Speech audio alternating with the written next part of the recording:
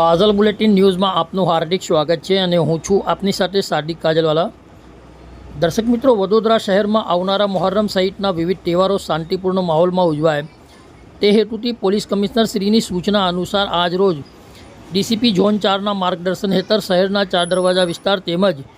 સંવેદનશીલ અને અતિસંવેદનશીલ વિસ્તારોમાં વિશેષ કોમ્બિંગ ઓપરેશન હાથ ધરવામાં આવ્યું હતું।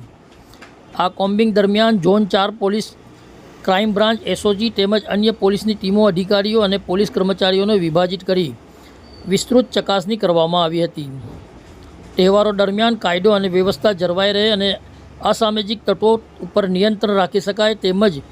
નાગરિકોમાં સુરક્ષાની ભાવના મજબૂત બને તે હેતુથી આ કાર્યવાહી હાથ ધરવામાં આવી હોવાનું જાણવા મળ્યું હતું। વડોદરાથી સાદિક કાજલવાલાનો ખાસ રિપોર્ટ।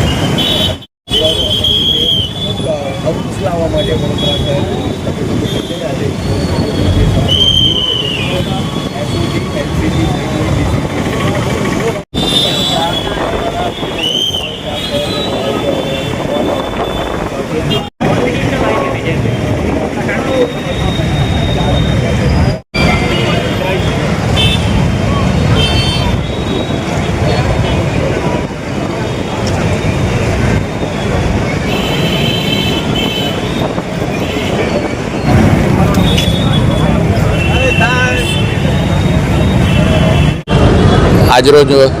વડોદરા શહેર પોલીસ કમિશનર શ્રી અને વડોદરા શહેર સંયુક્ત પોલીસ કમિશનર સાહેબ શ્રી સેક્ટર 2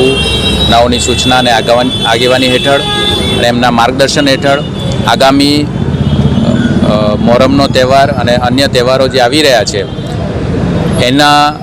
તૈયારીના ભાગરૂપે અને શહેરમાં કાયદો અને વ્યવસ્થાની પરિસ્થિતિ જળવાય અને શાંતિપૂર્ણ માહોલમાં આવનારા તમામ તહેવારોની ઉજવણી થાય એ માટે ઝોન 4 વિસ્તારના જે 4 દરવાજા વિસ્તાર છે એની અંદર જે સંવેદનશીલ વિસ્તારો છે એમાં એક કોમ્બિંગનું આયોજન કરવામાં આવ્યું છે, જેમાં ઝોન 4 શહેરના જુદા જુદા પોલીસ સ્ટેશનની ટીમો તેમજ ક્રાઇમ બ્રાન્ચની ટીમ, એસઓજીની ટીમ વગેરે ટીમો ભાગ લેનાર છે અને જુદી જુદી ટીમો બનાવીને 4 દરવાજા વિસ્તારના જે સંવેદનશીલ વિસ્તારો છે તેમાં આજરોજ એક સઘન કોમ્બિંગનું આયોજન કરવામાં આવી રહ્યું છે, જેમાં વિસ્તારોનું કોમ્બિંગ કરવામાં આવશે અને જે ગુનાહિત તત્વો છે જેઓ શરીર સંબંધી ગુનાઓમાં સંકળાયેલા છે,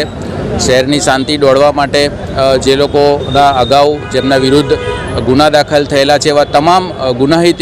ઇસમોના જગ્યાએ કોમ્બિંગ કરવામાં આવશે અને જે કોઈ પણ વાંધાજનક કે કંઈ પણ મળશે તો એમાં કાયદેસરની કાર્યવાહી કરવામાં આવશે।